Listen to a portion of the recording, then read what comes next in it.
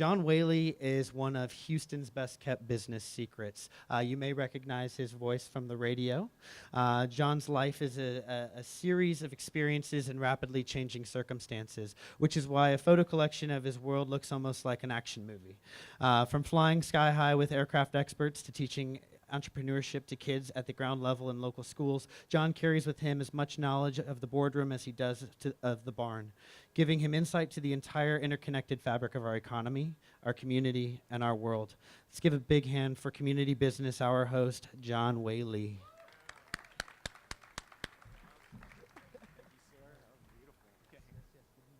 Okay. This is worse than karaoke. Okay. All right, are we ready? Go. All right, so what I'd like to share with you tonight are the things that I go through as a business owner when we're creating a business. So I created cultural clarity because we just went through an election. There was a lot of chaos. There was a lot going on. But I think if we understand each other and we understand the different roles, so we're going to go through 15 different what I call cults because we are what we believe in most situations.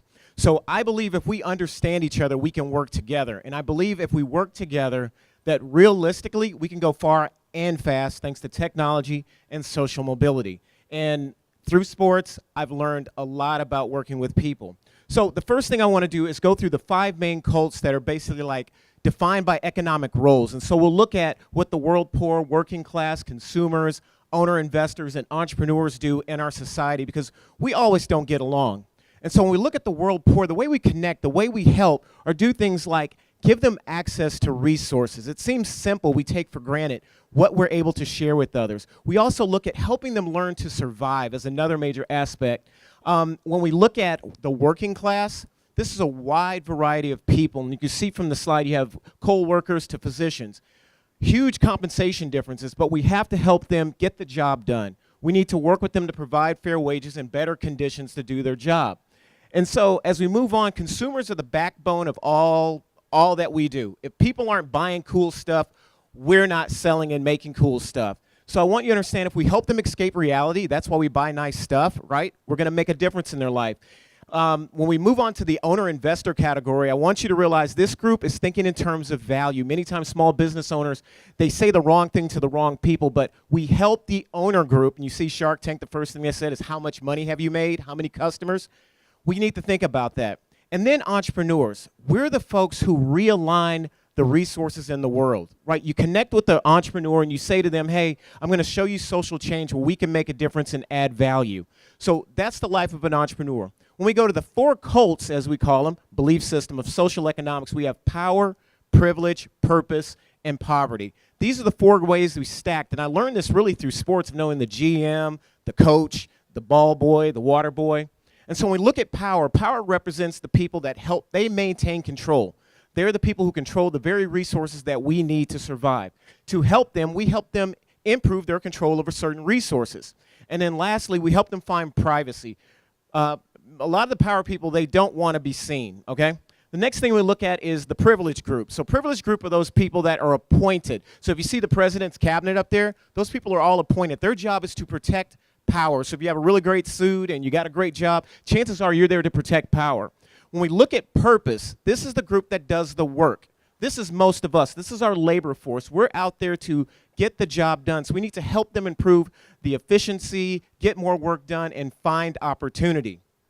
When we look at poverty, once again, we need to help them in finding their purpose. We need to help them improve their work skills. We need to get involved and help them with the basic supplies they need to survive, to thrive, and to do more.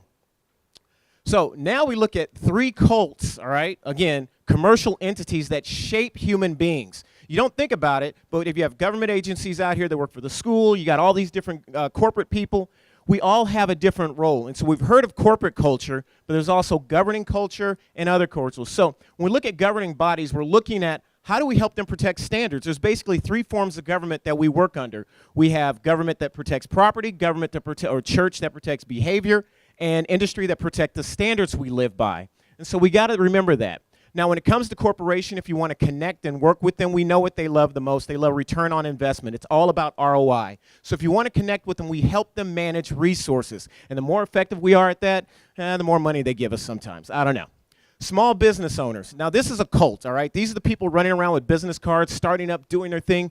We have to work them, as we say in one of my other organizations, work on the business, not in the business. This is the workhorse of society. They pull the heavy load. Now, when we get towards the end, there's two cults driven internally, all right? We got the it's about me cult, or as I said, the givers and the takers. And that's a battle at all times. And so when we look at it, we think it's guilt versus ego. And these two cults battle nonstop. We've seen it. So we got to think about it. When it comes to the number one cult winners, and you're all winners out here, because one, we like to be our best. And my job here is to help you benchmark your progress, do what you need to do to get things done, and help others. So this has been Cultural Clarity. My name is John Whaley, a.k.a. Johnny Prophet, and I hope this gave a little bit of just a little shine on how we can connect and come together, because we all think a little different, but we all have the same goal, which is to win. All right? Thank you.